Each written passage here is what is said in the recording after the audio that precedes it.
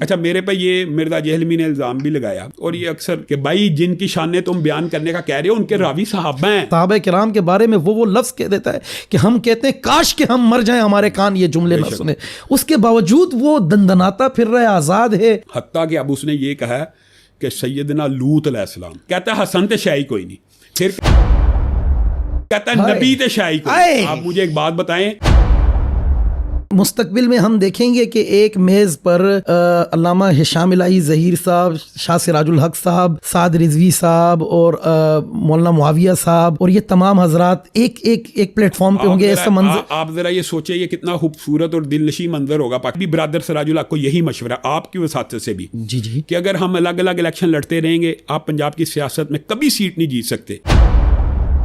مہنگائی کی ذمہ دار پی ٹی آئی ہے, پی ڈی ایم ہے, جو بھی ہے. اگر پی ڈی ایم اور پی ٹی آئی ہی احتجاج میں شامل ہو مہنگائی کے خلاف, پاکستان کی عوام میں یہ سمجھتا ہوں کہ حقیقی معنوں میں اس بات کا تقاضا کر رہی ہے نیٹ اینڈ کلین لوگ سامنے آئیں. خواتین دم کرنوانے جاتی ہیں ہمارے معاشرے میں. آفتاب بھائی یہاں پہ آپ جگہ جگہ دیکھ لیں, جو بندہ 5 وقت کا نمازی نہیں, جو بندہ 10 دن تک نہاتا نہیں ہے, جو شریعت کا پابند نہیں ہے, وہ ولی اللہ معاذ اللہ. پورے کا پورا قرآن الماری میں پڑھا, وہ آپ لاجیکل بات, عقل اور منطق کے دیکھیں نا پردے ہیں. علماء کے مدارس اور اداروں سے بچے نکلیں گے جو پاکستان کو چاند پہ پہنچا دے.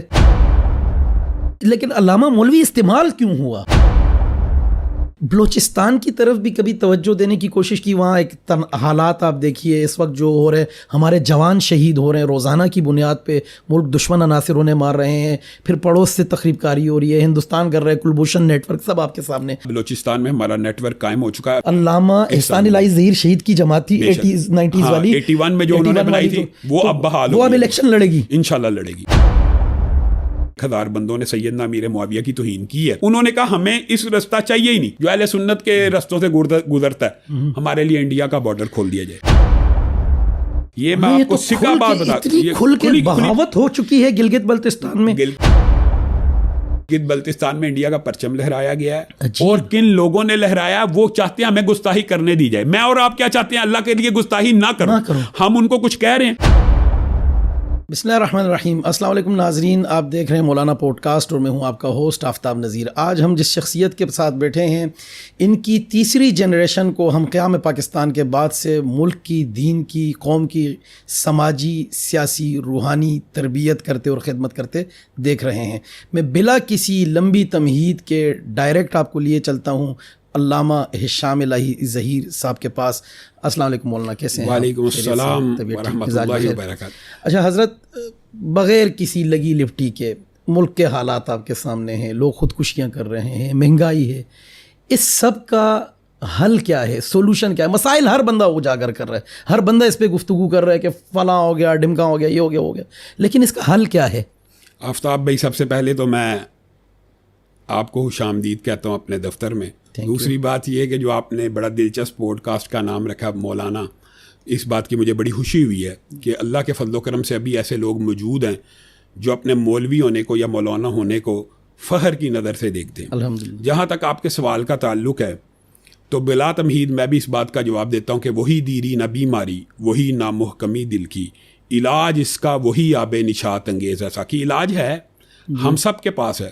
رسول اللہ صلی اللہ علیہ وسلم کیا صرف نمازیں اور عبادات لے کے آئے ہیں یا رسول اللہ صلی اللہ علیہ وسلم ایک نظام لے کے آئے ہیں؟ اگر تو ہمارا عقیدہ یہ ہے کہ رسول اللہ صلی اللہ علیہ وسلم صرف نماز لے کے آئے, روزہ لے کے آئے, حج لے کے آئے, زکوٰۃ لے کے آئے بس, اور اس کے علاوہ کوئی معاشی سسٹم نہیں لے کے آئے, کوئی سیاسی نظام نہیں لے کے آئے, پھر تو ہم حق بجانب ہیں اس بات کے کہ ہم اس میں پستے رہیں. لیکن جب ہمارا دعویٰ یہ ہے کہ قرآن ایک دستور حیات ہے, قرآن دین کی نمائندگی کرتا ہے, قرآن قانون کی کتاب ہے, قرآن آئین کی کتاب ہے, دستور کی کتاب ہے, سیاست کی کتاب ہے.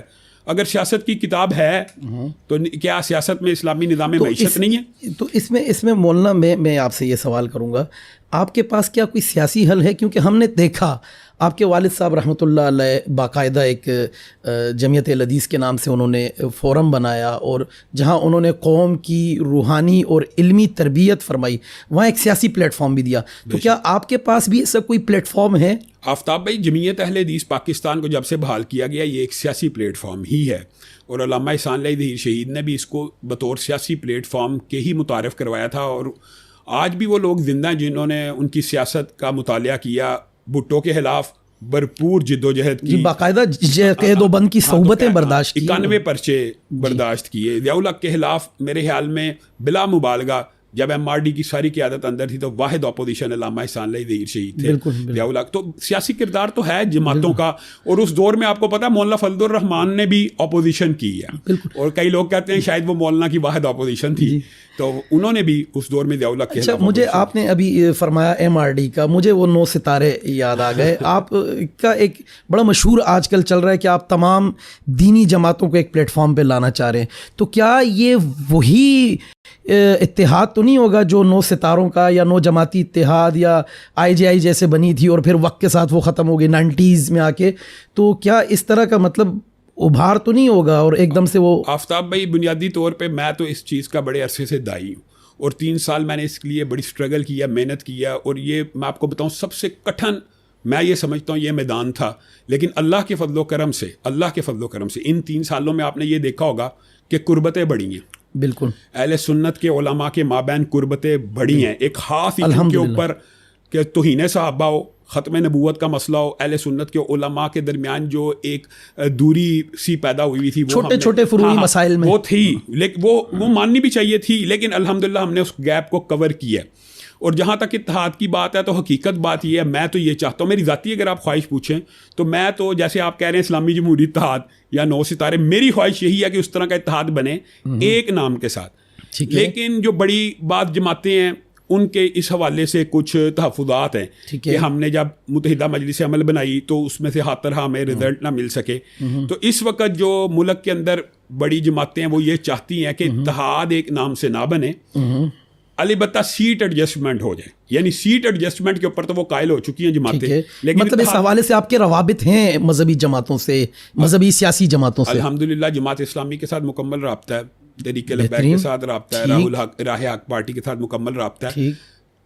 बुनियादी बात वही है कि मतलब मौलाना मुस्तकबिल में हम देखेंगे कि एक मेज़ पर अल्लामा हिशाम इलाही ज़हीर साहब, शाह सिराजुल हक साहब, साद रिजवी साहब और मौलाना मुआविया साहब और ये तमाम हजरात एक प्लेटफॉर्म पे होंगे। ऐसा मंजर आप ज़रा ये सोचिए, ये कितना खूबसूरत और दिलनशी मंजर होगा पाकिस्तानी गुलदस्ता, बेहतरीन। लेकिन बात वही है कि इनमें रुकावटें हैं।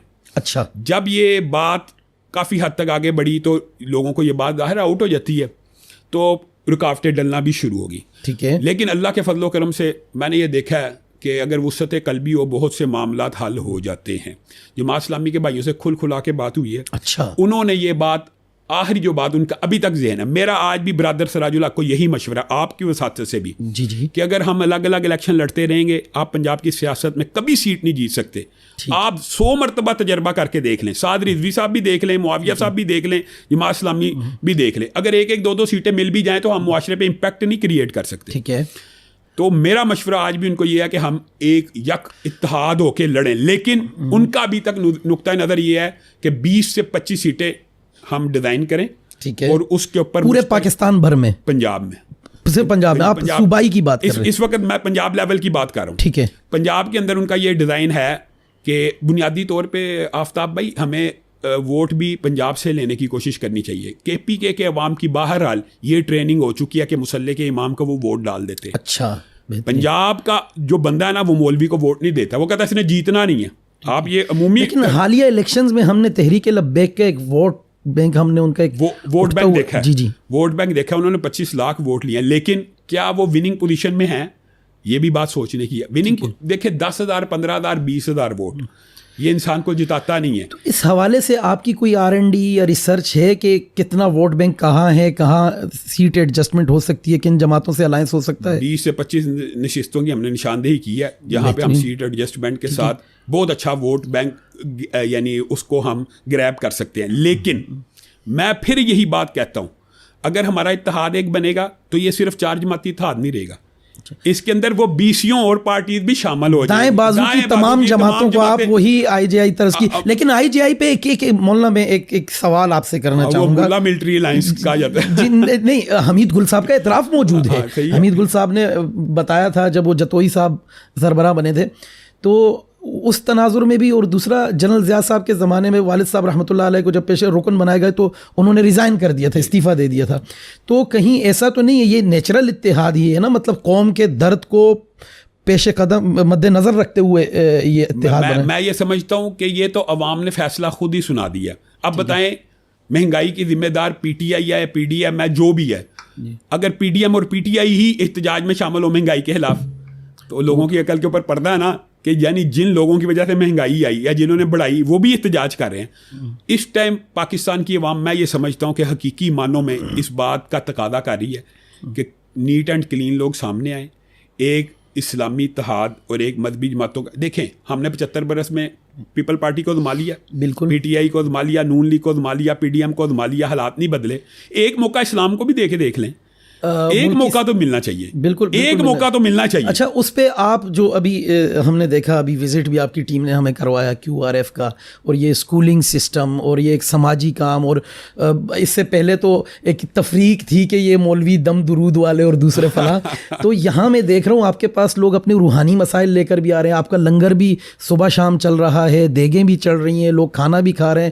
تو یہ جو ایک دوری تھی, ایک تفریق تھی, اس کو ختم کیا, لوگوں کو قریب کیا. اور پھر اسپیشلی سوشل میڈیا پہ اس وقت جتنا انفلوئنس آپ کا ہے, الحدیث علماء, جو 6 لاکھ علماء نے تحریک پاکستان میں اپنی جانوں کا نذرانہ, تحریک پاکستان تو 57 کے بعد وہ پس منظر میں کہیں چلے گئے تھے, تو واپس سے الحدیث یوتھ کو موبیلائز کرنا, ایکٹیو کرنا اس میں, تو یہ ساری محنت یہ کس طرح سے مینیج کر رہے ہیں آپ, اور یہ کیسے آگے آپ کیا پروگرام دے رہے ہیں؟ بھائی پہلی بات تو یہ ہے, جو بات آپ نے اپنے سوال میں کر دیا کہ یہ جو گیپ ہے اس کا برج اپ ہونا بڑا ضروری تھا, عوام کا اور علماء کا.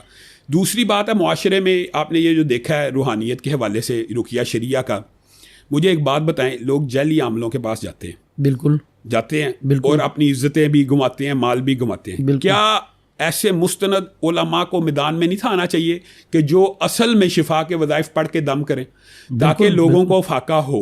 اگر میں کہہ رہا ہوں وہ تو سب کو پتا, وہ سورت فاتحہ والی حدیث کا, میں یہ کہتا ہوں رقیہ شریعہ بھی جعلی عاملین سے کو بالکل اس فیلڈ میں نہیں تھا داخل ہونا چاہیے. یہ ہماری کوتاہی تھی نا, ہم نے صرف نظر رکھا. اگر میں یہ سمجھتا ہوں کہ مستند علماء, صحیح علماء, شریعت کے اوپر عمل پیرا ہونے والے رقیہ شریعہ کریں, سورت فاتحہ یا جو بھی اذکار بخاری وغیرہ میں شفا کے ہیں, اگر ہم دم کریں اور لوگوں کو شفا مل جائے, اللہ ہماری دم سے تھوڑی ملنی ہے, اللہ کے ذکر سے ملنی ہے, تو ان کا عقیدہ درست نہیں ہوگا. بالکل ہوگا. کہاں پہ ایک شرکیہ تصور ہے کہ ایک وہ ایسے بندے کے پاس خواتین دم کرنے والے جاتی ہیں ہمارے معاشرے میں. آفتاب بھائی یہاں پہ آپ جگہ جگہ دیکھ لیں, جو بندہ 5 وقت کا نمازی نہیں, جو بندہ 10 دن تک نہاتا نہیں ہے, جو شریعت کا پابند نہیں ہے, وہ ولی اللہ معاذ اللہ. یہ ہمارے معاشرے میں یہ المیہ ہیں نا. اور ہمارے اب جو جنریشن آ رہی ہے, جو انٹلیکچوئل طبقہ یا پڑھا لکھا طبقہ, میں دیکھ رہا ہوں بڑا فالو کر رہے ہیں آپ کو, تو لوگوں کے اب وہ شعور میں کانسیپٹس بڑے کلیئر ہو رہے ہیں. میں یہ عام طور پہ, حتیٰ کہ میں آپ کو بتاتا ہوں, ابھی پچھلے دنوں ٹی وی کے اوپر میں گیا, ایک عامل نے ایک عورت کے سر کے اوپر ہاتھ رکھ کے دم کرنا شروع کر دیا. میں کہا یہ روحانی علاج کا دعوی دار ہے اور غیر شرعی حرکتیں کر رہا ہے. اور پھر لوگوں کے اندر یہ اویئرنیس بھی آ گئی ہے. آفتاب بھائی یہ بہت اہم تھی. دیکھیں زمزم میں شفا ہے, شہد میں شفا ہے, کلونجی میں ہے. آپ اور میں شہد لٹکا کے پھرنا شروع کر دیں, شفا ملے گی نہیں. زمزم لٹکانے سے ملے گی, پینے سے ملے گی نا. بالکل. تو قرآن پاک لٹکانے سے مل جائے گی, پڑھنے سے ملے گی. اتنی سی عام فہم بات ہے کہ وہ اچھا میرے سے بحث کرتے ہیں کئی دفعہ لوگ. ظاہر ہے کلچر ہے, معاشرہ ہے, ان کو ایسا ایسا سمجھانے میں کہ علامہ صاحب ہم تویز لکھوا کے لگتے ہیں قرآنی, تو شرک نہیں ہے. میں کہتا ہوں بھائی میں شرک کا فتویٰ نہیں دے رہا, لیکن آپ قرآنی تویز لکھوا کے لاتے ہیں, اس کا کیا فائدہ؟ یہ پیر صاحب نے کہا الماری میں رکھو یا سرانے کے نیچے رکھو, برکت آ جائے گی. میں کہا اچھا پھر آپ الماری کھولتے ہیں, کہتے ہیں, میں کہا ادھر 10 قرآن پڑھے ہوتے ہیں, پیر تو صرف ایک آیت لکھ کے دے رہا ہے, پورے کا پورا قرآن الماری میں پڑھا. وہ آپ عقل اور منطق کے دیکھیں نا, پردے ہیں. اچھا کالی بلی راستہ کاٹ گئی ہے تو کام یعنی سفر ملتوی کر دیتے ہیں لوگ. یہ کیسی جہالت. اس توہمات سے دور کرنے کے لیے بھی عوام کو رقیہ سینٹر, میں کہتا ہوں مستند جید علماء کی روشنی میں کی نگرانی میں قائم ہونے چاہیے. دوسری بات ہے, جہاں تک ہم نے لنگر کی بات کی ہے, یہ اہل حدیثوں کے اوپر بڑا اعتراض ہوتا تھا کہ وہ ابھی بڑے خوش مزاج ہوتے ہیں, کھلاتے نہیں ہیں, پلاتے نہیں ہیں. خیر میں نے جب اس علاقے میں کام کیا تو میں نے یہ دیکھا کہ یہ واقعی لوگوں کا ایک اعتراض ہے. تو لنگر میرے ساتھی دوستوں نے, ہم نے ہمت کی لوگوں کو, دیکھے پیٹ کے ذریعے بھی دیکھیں مؤلفات میدے کے ذریعے، ہاں میدے کے ذریعے مؤلفات القلوب ہر ایک باقاعدہ مصارف زکات میں سے فنڈ رکھا ہے، تو پھر اللہ نے بھی رکھا ہے جی. تو یہ اس کے ذریعے یہ ہوتا ہے کہ ایک مسجد اگر آپ کو روٹی فراہم کر رہی ہے، یہ لوگوں کے لیے ایک آئیڈیل ہے، ایک مسجد آپ کو روٹی فراہم کر رہی ہے، ایک مسجد آپ کو تعلیم دنیاوی، یہ QRF اسکول سسٹم اللہ کے فضل و کرم سے یہاں پہ عصری علوم کے ماہر PhD اسکالرز ہیں. تو مطلب ہم فیوچر میں ایسے علماء کے مدارس اور اداروں سے بچے نکلیں گے جو پاکستان کو چاند پہ پہنچا دے انشاءاللہ. اب یہ کام لگتا ہے مولویوں نے ہی کرنا ہے، کیونکہ دیکھیں سائنسدانوں کا ذمہ بھی مطلب مولوی لے لیں. سائنسدانوں کا ذمہ مولویوں کو اس لیے اٹھا لینا چاہیے کہ ایک پرویز ہود نامی سائنسدان ہے جی جو کہتا ہے کہ چاند پہ انڈیا پہنچ گیا، امریکہ چاند پہ پہنچ گیا، اور مولوی آپس میں بحث کریں. اب آپس کی بات ہے، مجھے آپ ایمانداری سے جواب دیں، چاند پہ پرویز ہود نے پہنچانا ہے کہ مولوی نے؟ کیا پادری نے چاند پہ پہنچایا امریکہ کو، یا پنڈت نے پہنچایا، سائنٹسٹ نے؟ اور ہمارا سائنسدان سوئی نہیں بنا سکتا. تو اس کا مطلب ہے مولوی ہی کو سائنسدان بھی پیدا کرنے پڑیں گے. آپ نے تو سیکولر اداروں میں جو کرپشن اور فحاشی پیدا کرنی ہی کر کے دیکھ لی ہے. آپ نے ہر طبقے میں ناکام ہے. مجھے بتائیں 75 سال میں کوئی مولوی حکمران آیا؟ نہیں. سیاستدان تو آگے، ججز آگے، جرنیل آگے. لیکن علامہ مولوی استعمال کیوں ہوا؟ سوال یہ ہے کہ مولوی حکمران نہیں آیا، مولوی ہمیشہ سے استعمال کیوں نہیں ہے؟ مطلب استعمال ہوا ہے، مولوی آگے بڑھ کے خود یہ کیوں نہیں باغ ڈور سنبھال لیتا؟ مولوی خود فرنٹ فٹ پہ کیوں نہیں آتا؟ جیسے آپ کا میں دیکھ رہا ہوں، میں تیسری چوتھی دفعہ آپ کے یہاں آ رہا ہوں، یہاں لنگر چل رہے ہیں، یہ چیزیں آپ اسے مارکیٹ کیوں نہیں کرتے؟ مطلب لوگ ایک رائی کا دانہ دیتے ہیں اور اس کو کیسے ادارے صابن کے ساتھ 5 تصویریں 5 روپے کی ٹکیا کے ساتھ ہم نے معاشرے میں دیکھی ہے. اس کو پولیٹیسائز اور مارکیٹنگ اگر آپ کہیں، ویسے دور تو مارکیٹنگ کا ہے، لیکن میں یہ سمجھتا ہوں کہ کچھ نیکی کے کام فی سبیل اللہ بھی ہونے چاہیے. لوگوں کو اطلاع تو پہنچ جاتی ہے، لوگوں کو معلوم ہو نا کہ میں جب آ رہا ہوں دیکھ رہا ہوں یہاں لنگر چل رہا ہے، لوگ مفت روٹی کھا رہے. اس وقت لوگوں کے لیے ایک بہت بڑا المیہ کہ ایک باپ خودکشی کرتے میں اپنے بچوں کو روٹی نہیں کھلا سکتا، اور ماشاءاللہ اس وقت اہل علم نے یہ بیڑا بھی اٹھا لیا کہ آپ علاقے کے لوگوں کو فری روٹی کھلا رہے ہیں، اور اچھی روٹی اور عزت سے ان کے سامنے پلیٹ ٹیبل پہ رکھ کے اور سرو کر رہے ہیں. تو یہ چیز دنیا کو معلوم ہونی چاہیے. بالکل بے شک. بعض لوگوں کی ساتھیوں کی وزارت سے لوگوں کو پتہ بھی لگ جاتا ہے، اور میں نے تو اللہ کے فضل و کرم سے سب سے پہلے پاکستان میں میڈیا کے اوپر آ کے اعلان کہا تھا کہ جمعیت اہل حدیث پاکستان کے جتنے بھی پاکستان میں ادارے ہیں اور مساجد ہزاروں کی تعداد میں، کوئی بندہ خودکشی نہ کرے. کوئی بندہ روٹی کی وجہ سے، اگر 2 وقت روٹی درکار ہے تو جمعیت اہل حدیث کے مدارس اور مساجد ان کو روٹی فراہم کریں گے. اور میں آپ کو ایک بات بتاؤں، یہ صرف کریڈٹ میں جمعیت اہل حدیث یا اہل حدیثوں کو نہیں دینا چاہتا. 70 لاکھ سے زائد طالب علم جو بندی بریلوی اہل حدیث مدارس میں پڑھ رہے ہیں. مجھے ایک بات بتائیں، اس سے بڑی NGO کیا ہو سکتی ہے؟ اور آپ کو پتہ ہے ان میں سے اکثریت وہی بچے ہیں جو 2 وقت کا کھانا اپنے گھروں میں نہیں کھا سکتے. تو بتائیں ان کا روٹی، ان کا کپڑا، ان کا بنیادی طور پہ میں تو یہ سمجھتا ہوں جو ممبر رسول کا وارث ہوتا ہے، میرا نقطۂ نظر یہ ہے، وہ تخت رسول کا بھی وارث ہے. تخت رسول کے اچھا میں حیران ہوتا ہوں، لوگوں کی سوچ یہ ہے کہ ممبر رسول کا جو وارث ہے وہ کرپٹ نہیں ہونا چاہیے، چور نہیں ہونا چاہیے. اچھی بات ہے، لیکن تخت رسول کا چاہے چور ہو، کرپٹ ہو، یہ سوچ جب تک پنجاب کے عوام کی نہیں بدلے گی. اچھا KPK میں آپ کو اس سے ڈفرنٹ سوچ نظر آئے گی. KPK میں لوگ علماء کو ووٹ ڈالتے ہیں، جی آپ خود دیکھ لیں. مولانا فضل الرحمان بہت بڑا ووٹ بینک لیتا ہے. جماعت اسلامی کا بھی اصل ووٹ بینک KPK میں ہے. اچھا اس میں مولانا میں یہاں کاٹوں گا، جیسے آپ کی ترجیح اس وقت مجھے نظر آ رہی ہے پنجاب میں اور KP میں، بلوچستان کی طرف بھی کبھی توجہ دینے کی کوشش کی؟ وہاں ایک حالات آپ دیکھیے اس وقت جو ہو رہے، ہمارے جوان شہید ہو رہے ہیں روزانہ کی بنیاد پہ، ملک دشمن عناصر انہیں مار رہے ہیں، پھر پڑوس سے تخریب کاری ہو رہی ہے، ہندوستان کر رہے ہیں، کلبھوشن نیٹ ورک سب آپ کے سامنے. تو کیا اس طرف بھی جمعیت الحدیث سے کوئی ورکنگ کی ہے یا آپ کا کوئی سیٹ اپ یا نظام ہے وہاں کے؟ الحمدللہ بلوچستان میں ہمارا نیٹ ورک قائم ہو چکا ہے. ابھی مجھے میری جماعت کو بحال ہوئے صرف 3 مہینے ہوئے ہیں، اور اللہ کے فضل و کرم سے 4 صوبوں میں گلگت بلتستان. مطلب آپ کی جماعت بحال ہوئے جو علامہ احسان الہی ظہیر شہید کی جماعت تھی 80s 90s والی، 81 میں جو انہوں نے بنائی تھی، وہ اب بحال ہو، وہ اب الیکشن لڑے گی انشاءاللہ لڑے گی. اچھا پورے پاکستان سے لڑیں گے. اللہ کے فضل و کرم سے ہم اس کو مینیج بھی کر رہے ہیں، اور دم در میں سخنے ہم اللہ کے فضل و کرم سے. آپ کو پتہ ہے ہمارا اور آپ کا نقطۂ نظر اس معاملے میں ایک ہے کہ ہم پاکستان کی جغرافیائی سرحدوں کے محافظ بھی ہیں اور نظریاتی اور فوج کے ساتھ ہیں. اور جہاں تک آپ نے بات کی ہے دشمن ممالک کی، تو آپ کو پتہ ہے آپ کو اور مجھے، آپ کو شاید یاد ہو، ایک ہی ملک سے تھریٹ الرٹ آیا تھا. تو ایجنسیوں کو بھی پتا ہے کہ پاکستان کے دشمن کون ہیں, تو ان کو اس بات کے اوپر میں تو یہ سمجھتا ہوں خاص طور پہ اب گلگت بلتستان میں جو انڈیا زندہ باد کا نارہ لگ گیا ہے, انڈیا کا پرچم لہرا دیا گیا اور کارگل کا رستہ کھولنے کا مطالبہ کیا گیا ہے, تو اب تو اداروں کو ضرور ایکشن لینا چاہیے. بالکل. تو مولانا یہ جو ابھی استحکام پاکستان اور دفاع صحابہ, دفاع ناموس رسالت کانفرنس ہو رہی ہے جس میں تحریک لبیک سمیت دیگر جماعتیں بھی جا رہی ہیں, تو کیا اس میں آپ کی بھی شرکت ہوگی جو کراچی مارچ ہو رہا ہے؟ وہاں پہ انہوں نے مجھے دعوت دی ہے اور انشاءاللہ جمعیت اہل حدیث پاکستان بھرپور طریقے سے 10 ستمبر کو بھی شرکت کرے گی. لیکن اس سے قبل میں آپ کو بتاتا ہوں, شاید آپ کے علم میں نہیں ہے کہ چلاس اور دیا میر میں علماء نے ایک متفقہ فیصلہ کیا کہ ایک بندہ شرافت حسین اور 1000 بندوں نے سیدنا امیر معاویہ کی توہین کی ہے.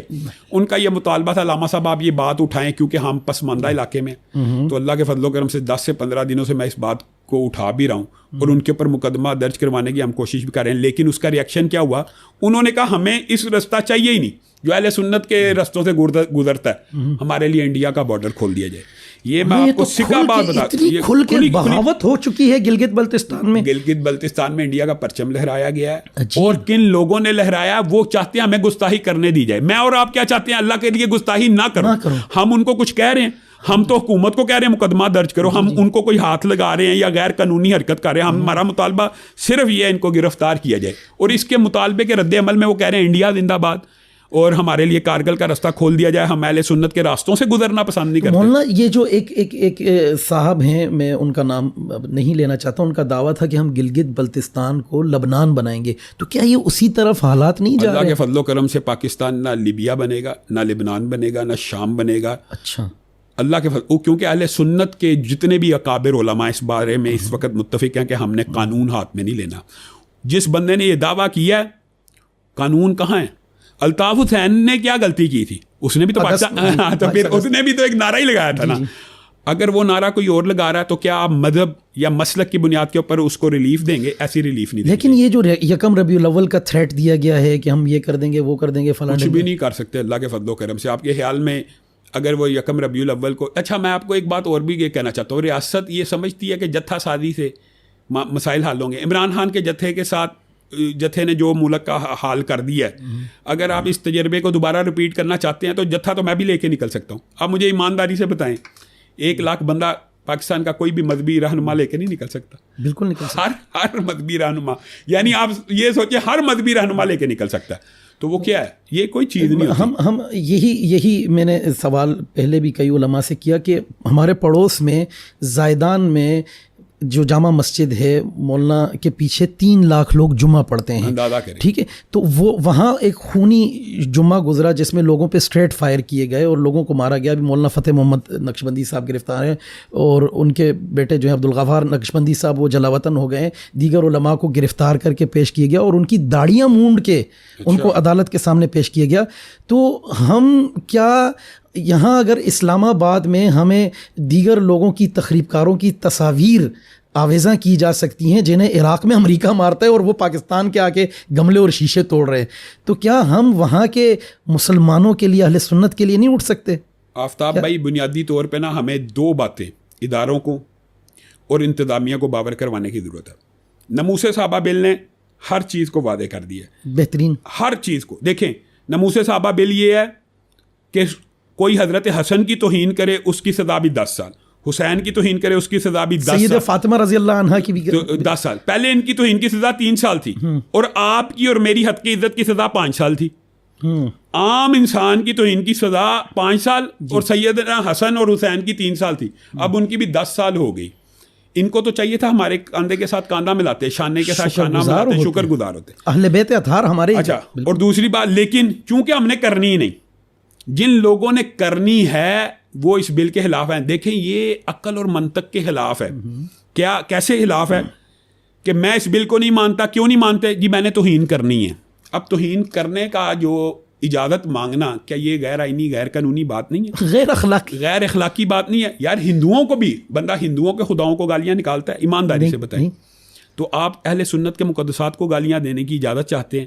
یہ اجازت پاکستان کے اندر نہیں مل سکتی کہ کوئی بندہ سیدنا ابو بکر کو گالی دے کے پاکستان میں گرفتار نہ ہو, یا پاکستان میں گرفتار ہوگا یا ملک سے فرار ہوگا. آصف رضا علوی آپ کو پتہ آج بھی عراق میں وہ مجلسیں کر رہے ہیں لیکن پاکستان نہیں آ سکتا. میرا پھر یہاں ایک آپ کو میں اس پہ کریڈٹ بھی دوں گا اور اس پہ میں خراج تحسین بھی پیش کروں گا.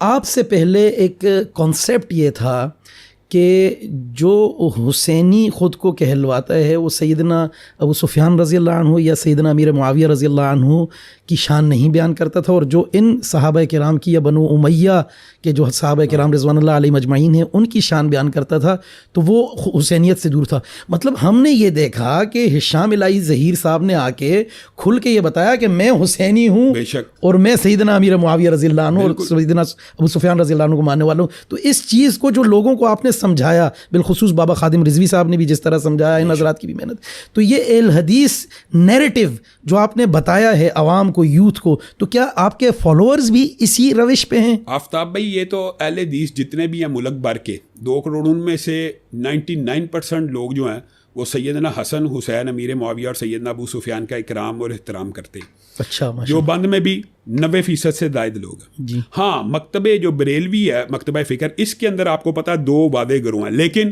یہ کریڈٹ خادم حسین رضوی اور مولانا الیاس قادری کو جاتی نہیں جاتا, جنہوں نے یہاں تک کہہ دیا کہ میرے جنازے کو وہ شخص کندھا بھی نہ دے جس کے دل میں سیدنا امیر معاویہ کا بغض ہے. تو میں آپ کو ایک بات بتلاتا ہوں کہ یہ جو ابلاغ ہے نا, اچھا میرے پہ یہ مرزا جہلمی نے الزام بھی لگایا اور یہ اکثر الزام لگاتا ہے جی ان سے کبھی شان سیدنا علی اور سیدنا حسن و حسین سنے. اللہ کے فضل و کرم سے میں نے سیدنا علی کی شان کے اوپر 1 سال ہم نے سنی 52 کے قریب جمعے پڑھائے. تو سیدنا حسن یعنی جو شان احادیث سے بیان ہوئی ہے, ان کم فہموں کو اور کم عقلوں کو کیا پتا حسن اور حسین کی جو شان ہے کس نے رقم کی ہے یا کس نے حدیثیں بیان کی ہیں؟ صحابہ نے. نہیں وہ ان کے راوی کون ہے؟ صحابہ. یعنی ان کے دماغ میں یہ بات بھی نہیں آئی کہ بھائی جن کی شانیں تم بیان کرنے کا کہہ رہے ہو ان کے راوی صحابہ ہیں, صحابہ نے ان کی شان بیان کی. حضرت اتنا آپ کا انفلوئنس ہے, اتنی آپ کی فالوئنگ ہے, اتنی آپ کی آواز ہے. ابھی آپ نے فرمایا مرزا جہلمی کا, اس پر FIR ہوئی باقاعدہ, اس کے جملے ریکارڈ پر موجود ہیں, اہانت موجود ہے, توہین موجود ہے, لوگ ویل اویئر ہیں, اور وہ جس طریقے سے مطلب دل چیر دینے والے الفاظ لاتا ہے اور صحابہ کرام کے بارے میں وہ لفظ کہہ دیتا ہے کہ ہم کہتے ہیں کاش کہ ہم مر جائیں, ہمارے کان یہ جملے نہ سنیں. اس کے باوجود وہ دندناتا پھر رہا ہے, آزاد ہے, FIRوں کے باوجود اسے نہیں گرفتار کیا جا رہا. اس کے پیچھے کیا وجہ ہے؟ کیا آپ اتنے بے بس ہیں؟ بنیادی طور پہ دیکھیں سہولت کار کئی مرتبہ تگڑے بھی ہوتے ہیں. ہم یہ سمجھتے ہیں کہ مرزا جہلمی کا سہولت کار اس نے ہمیشہ اقتدار میں نہیں رہنا, جس ٹائم اس نے آگے پیچھے ہو جانا اس نے گرفتار ہو جانا. 4 FIR تو آپ کو پتہ یہاں سے کٹی ہوئی ہیں اور 4 وہ اور بھی کٹی ہوئی ہیں جی. حتیٰ کہ اب اس نے یہ کہا کہ سیدنا لوط علیہ السلام, یعنی آپ دیکھیں توہین کرتا کرتا پہلے اولیاء کی, پھر شہداء کی, کرتا ہے ابن تیمیہ کی, پھر صحابہ کی, پھر یہاں تک آ گیا کہتا ہے حسن تے شاہی کوئی نہیں, پھر کہتا ہے نبی تے شاہی کوئی نہیں. آپ مجھے ایک بات بتائیں, یہ اور اپنی بات کو جسٹیفائی کر رہا ہے, میں یہ توحید بیان کر رہا ہوں. یہ کون سی توحید ہے کہ انبیاء تے شاہی کوئی نہیں؟ انبیاء اللہ کے محبوب بندے ہوتے ہیں, اللہ کے سامنے بھی شیعہ ہوتے ہیں, اللہ کے محبوب نہیں ہوتے. یعنی اس کو کس نے توحید سکھائی؟ اور یہاں تک کہنے لگا کہ سیدنا لوط اگر آج ہوتے تو مجھ پہ رشک کرتے کہ میرے فالوور 2 ملین سے زیادہ ہیں, ان کے پیچھے 1 لاکھ بندہ بھی نہیں تھا. یہ دیکھیں یعنی اس طرح کا بندہ. تو بنیادی طور پہ ان کے جو سہولت کار ہے اس کا ایک ہی بندہ ہے جو اس کو پوری طرح کیا نشاندہی ہو چکی ہے اس کی.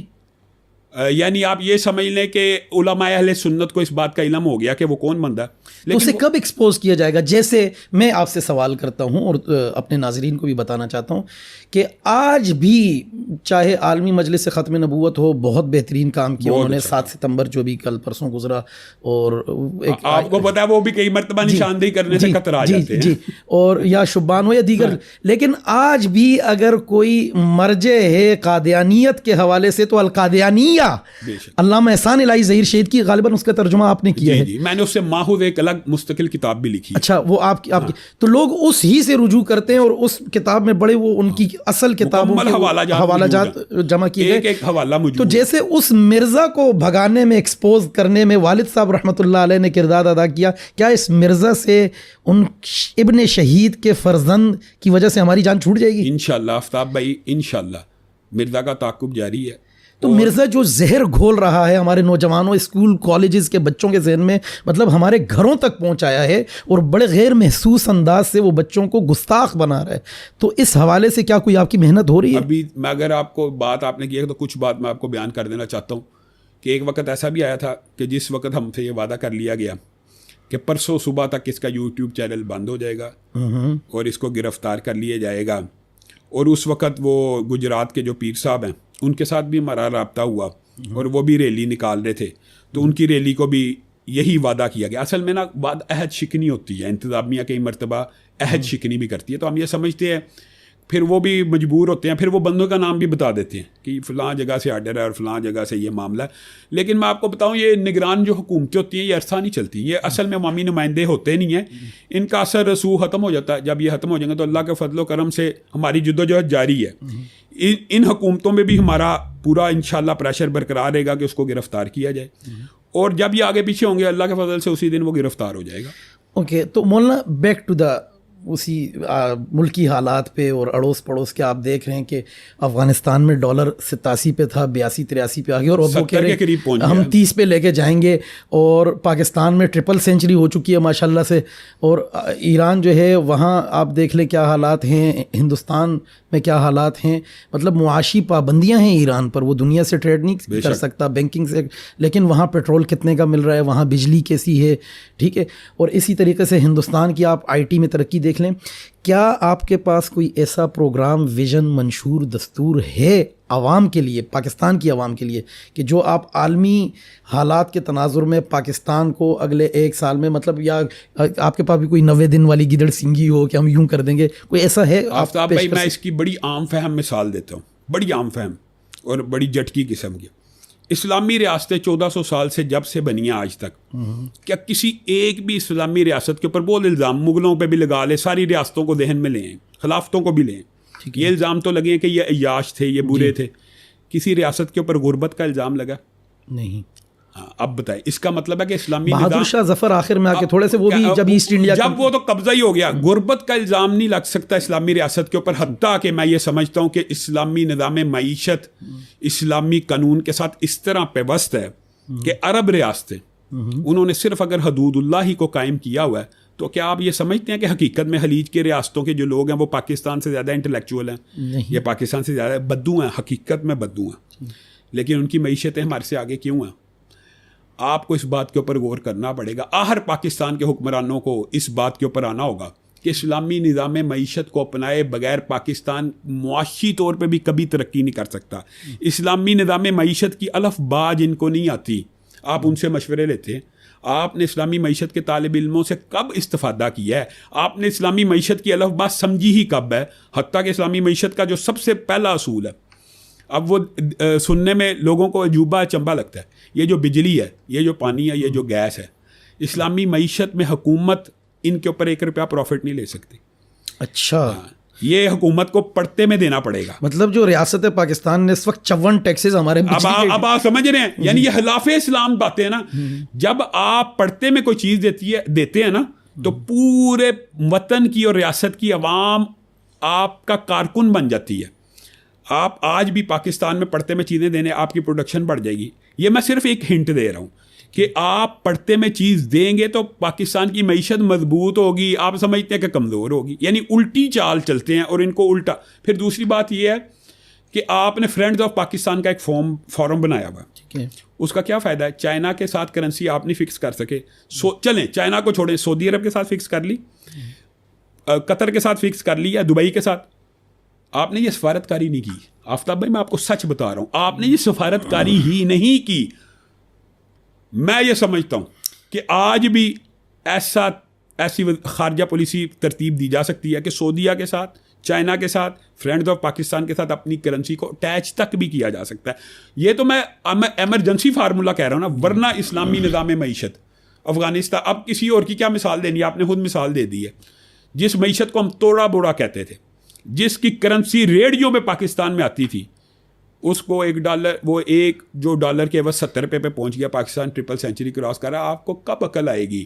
میں یہ سمجھتا ہوں اسلام جب بھی آیا, جب بھی آتا ہے معیشت وہ پہلی چیز ہے جو سب سے زیادہ مضبوط ہوتی ہے. آپ یہ دیکھ لیں کہ ہمارے ملک کے اندر ایسا سسٹم ہے کہ ہم نے آج تک ملک سے تانبا کوئلہ نہیں نکال سکے, سونا نہیں نکال سکے. آرمی چیف صاحب کی میٹنگ ہوئی کراچی میں تاجروں سے, تو آپ دیکھ رہے ہیں کہ کوئی اس میں اسلامی کوئی آپ لوگوں سے بھی ان پٹ لیا گیا ہے؟ کیونکہ ہم تو دیکھ رہے ہیں کہ بڑے بڑے سی ایز اور بڑے بڑے معاشی, یہ جو انہوں نے گفتگو کی ہے یہ بڑی ویلکمنگ ہے اور یہ حوصلہ افزا ہے. اگر اللہ کرے, میں کہتا ہوں اسلام آنا چاہیے. اگر اس کے لیے آرمی چیف ہی, دیکھیں ہم ہمیشہ حق کے ساتھ کھڑے ہیں. حق چاہے سیاستدان لے کے آئے, جرنیل لے کے آئے, جنرل لے کے آئے, اگر حق کی بات کرے گا ہم اس کے بالکل ساتھ شانہ بہ شانہ کھڑے ہیں. اور قمرالزمان قاہرہ نے بیان دیا کہ مجھے خطرہ محسوس ہو رہا ہے کہ کہیں پاکستان میں اسلامی نظام نہ آ جائے. اللہ کرے یہ اندیشہ درست ثابت ہو جائے.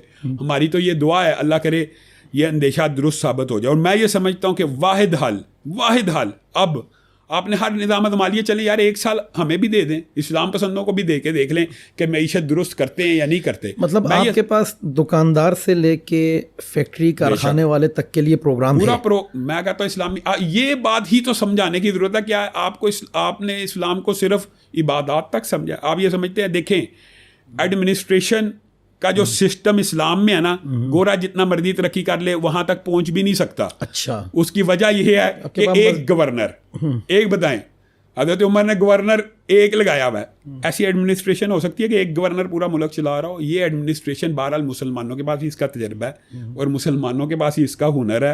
اور وہی ایڈمنسٹریشن کے ذریعے ہی اللہ کے فضل و کرم سے افغانستان کے اندر تبدیلی آپ دیکھ لیں, یہ ایڈمنسٹریٹو نظام کی وجہ سے.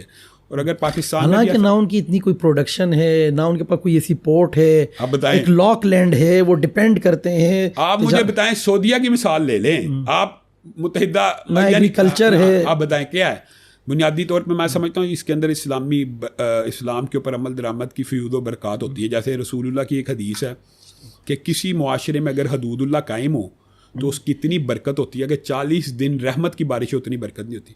اب یہ بات ایک سننے کے لیے آپ کو لگے گی جی چور کا ایک ہاتھ کاٹیں گے تو برکتیں آئیں گی. ہاں آئیں گی.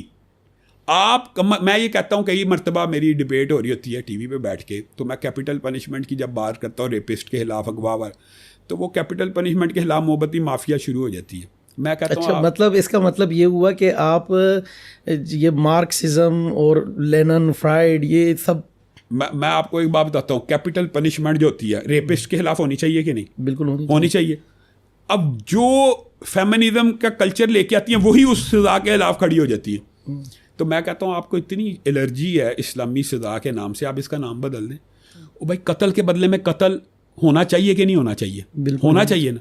آپ اس کو اسلام کی بجائے یہ کہہ دیں کہ قصاص کا لفظ, ٹرمینالوجی بدل, ٹرمینالوجی اگر آپ, لیکن اگر آپ یہ کریں گے آفتاب بھائی, آپ دیکھیں گے رحمتوں کا نزول بھی ہوگا آسمان سے بھی. اور دوسری بات یہ ہے ہماری خارجہ پالیسی بھی بڑی کمزور ہے, اور ہماری داخلہ پالیسی دیکھ لیں ابھی تک ہم نے, اچھا پاکستان کے اندر کتنے کو ہم نے ذخائر نکال لیے سونے کے, تانبے کے, ہمارے تو اسٹے لگے ہوتے ہیں سونے کے ذخائر کے اوپر. بتائیں یہ کیا ہے, یہ کیا ہے؟ یہ کچھ تو کریں. خارجہ پالیسی ایسی ہے کہ انڈیا سے پانی نہیں ہم روک سکتے, جب اس کا دل چاہتا ہے سیلاب آ جاتا ہے. اس ٹائم پورا ستلج پورے علاقے بھاولپور میں آیا ہوا ہے, پورے علاقے یہاں سے قصور سے لے کے بھاولپور تک سارے. آپ نے بات فرمائی, یہاں میں اپنے ناظرین کو بتانا چاہتا ہوں کہ بھاولپور کے سیلاب کے بارے میں اب بالکل لوگوں کو پتہ نہیں ہے, اور اس وقت صرف مسلمان جماعتیں اور جو علماء ہیں مذہبی جماعتیں جو ہیں وہی وہاں کام کر رہی ہیں, باقی کوئی نہ موم بتی مافیا ہے نہ کیمرہ مافیا ہے, کچھ بھی نہیں ہے. تو ہم تو یہ سمجھتے ہیں کہ اللہ کے فضل و کرم سے اگر اسلام کی طرف لوٹ آئیں گے, پاکستان اسلام کے نام پہ بنا, اسلام سے اگر مخلص ہوں گے تو سارے کا سارا سسٹم درست ہو جائے گا. اور اگر جنرل صاحب یہ کام کر دیں تو میں سمجھتا ہوں اللہ تعالیٰ شاید ان سے یہ کام لے لیں انشاءاللہ. اچھا مولانا, چونکہ آپ سوشل میڈیا پہ بہت زیادہ ایک مشہور شخصیت ہیں اور آپ کی ایک فین فالوئنگ ہے, لوگ آپ کو سنتے ہیں, ایک وہ بات آپ کرتے ہیں جو لوگوں کو بڑی آسانی سے سمجھ آ جاتی ہے, زیادہ دقیق جملے نہیں ہوتے, سیدھی سی سادی سی بات ہوتی ہے عام فہم انداز میں.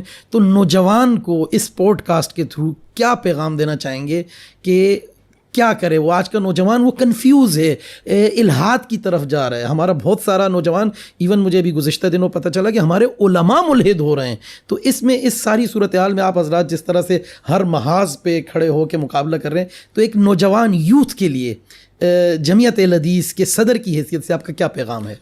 میں نوجوانوں کو یہی پیغام دینا چاہتا ہوں کہ آپ اپنی زندگی کے اندر کچھ نہ کچھ وقت ایک دن میں، ایک تو پہلی بات تو یہ ہے کہ جو فرائض ہیں وہ تو ادا کرنے ہی کرنے، لیکن ہمارا نوجوان فرائض سے بھی بھاگ رہا ہے، 5 وقت کی نماز ہے وہی ادا نہیں کر رہا. تو اگلی بات دیکھیں، سب سے پہلی بات ہے کہ 5 وقت کی نماز فرض ہے، ہر بندہ مومن اور مسلم کے اوپر، نوجوان مسلمان ہو کلمہ گو اس کے اوپر فرض ہے. اگر وہ وہی نہیں پڑھتا تو اگلے سٹیپ پہ کیسے جائے گا؟ تو 5 وقت کی نماز کی پابندی کرے، پھر علماء کی صحبت اختیار کرے، علماء کی مجلس میں بیٹھے. یہ جو الہاد کا فتنہ ہے یہ صرف وسوسہ ہے اور وہم ہے. بنیادی طور پہ آفتاب بھائی اس کا عقل کے ساتھ زیادہ الہاد نفسی کی طرف جا رہے ہیں، عقل کے ساتھ تعلق نہیں ہوتا. دنیا کا سب سے عقل مند انسان بھی ہو سکتا ہے اللہ کو نہ پہچان پائے اگر اللہ کی طرف سے ہدایت نہیں. تو اگر اللہ کی طرف سے ہدایت ہے تو دنیا کا سب سے بڑا احمق بھی مسلمان ہو سکتا ہے. تو میں یہ سمجھتا ہوں، لیکن یہ ہدایت ملتی کہاں سے ہے؟ جب آپ دین کے اداروں، دین کے علماء، قرآن حدیث سے رابطہ استوار رکھیں.